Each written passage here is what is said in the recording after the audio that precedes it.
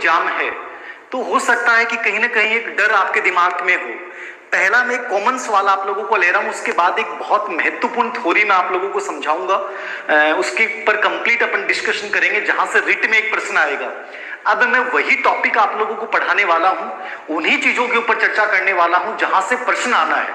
अनावश्यक चीजों के ऊपर या अनावश्यक कोई टॉपिक हम ऐसा नहीं लेंगे, हम वही टॉपिक ले रहे हैं जहां से प्रश्न आ रहा है। तो एक तो मैं ये चर्चा कर रहा था, आप में से बहुत से बच्चों का ये सवाल था कि सर क्या 1.5 महीने में सिलेक्शन हो सकता है क्या?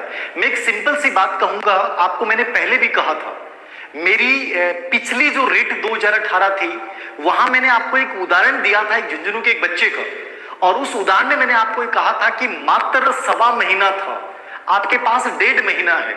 ये कभी डिपेंड नहीं करता कि सर सिलेक्शन होने के लिए 40 दिन चाहिए, 45 दिन चाहिए, 30 दिन चाहिए, 15 दिन चाहिए।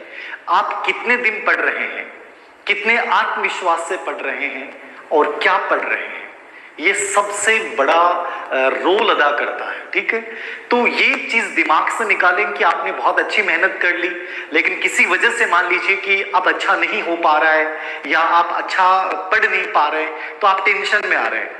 कोई टेंशन लेने की आवश्यकता नहीं है, मस्ती के साथ पढ़िए, जितना पढ़ा जाता है उतना पढ़िए।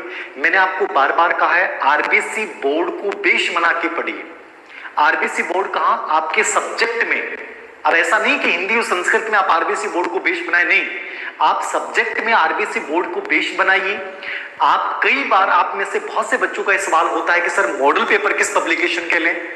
कोई भी पब्लिकेशन, आप उसकी राइटर को ढूंढिए, उस राइटर में ये देखिए कि मिनिमम मिस्टेक कहां है, क्योंकि ये चीज ऐसी है जहां मिस्टेक आती है। एग्जाम पैटर्न बेस कहां से बनाया गया है? RBC board books